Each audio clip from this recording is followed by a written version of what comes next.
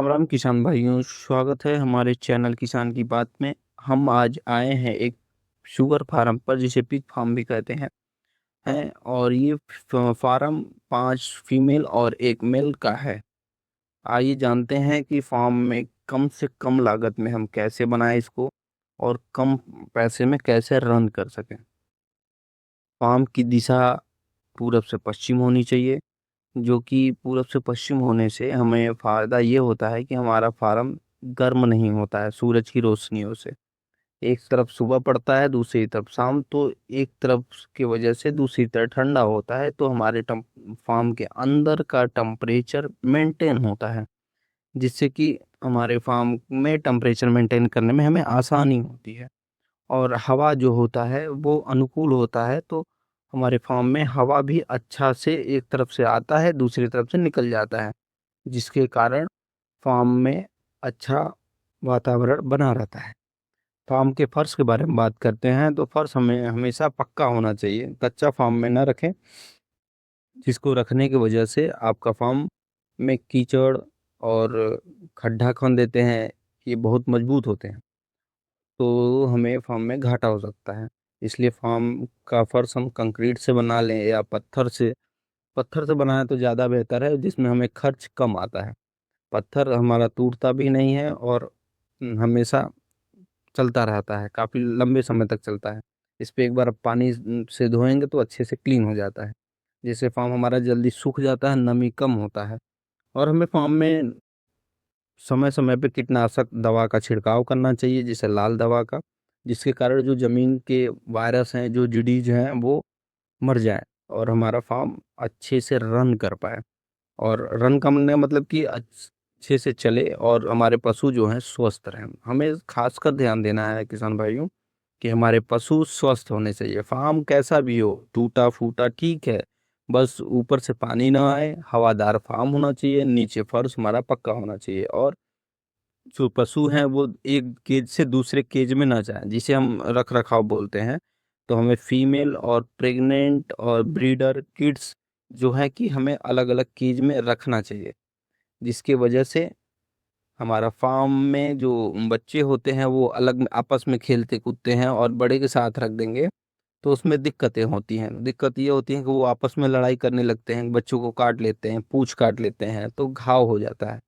घाव होने की वजह से हमारा फार्म में बीमारियां आने लगती हैं, वायरस आने लगते हैं, और तो इसके लिए हमें दिक्कत होती है। फीमेल जो प्रेग्नेंट नहीं है उनको अलग रखें, जो प्रेग्नेंट हैं उनको भी अलग केज में रखें, और जो ब्रीडर है उसको अलग रखें, फीमेल से दूर केज में रखें। और किड्स के जो बच्चे हैं उनको भी हमें अलग केज में रखना चाहिए, जिसकी हमें उनका फीड देने में हमको आसानी होती है, क्योंकि हमें फीमेल का अलग फीड देना पड़ता है और प्रेग्नेंट फीमेल का अलग फीड देना पड़ता है, ब्रीडर का अलग फीड देना पड़ता है और बच्चों का अलग फीड देना पड़ता है। फीड हमारे 3 प्रकार के होते हैं, एक फिनिशर होता है, एक ग्रोअर होता है, एक स्टार्टर होता है।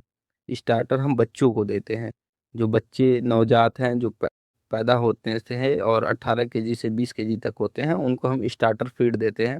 और जो उनसे बड़े होते हैं, 20 केजी से 60 केजी तक होते हैं, तो उनको हम ग्रोवर देते हैं।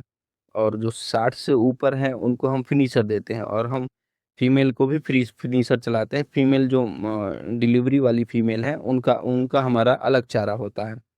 तो ये चारा हमें देने में आसानी होगी जब हम अलग अलग उनको रखेंगे तब।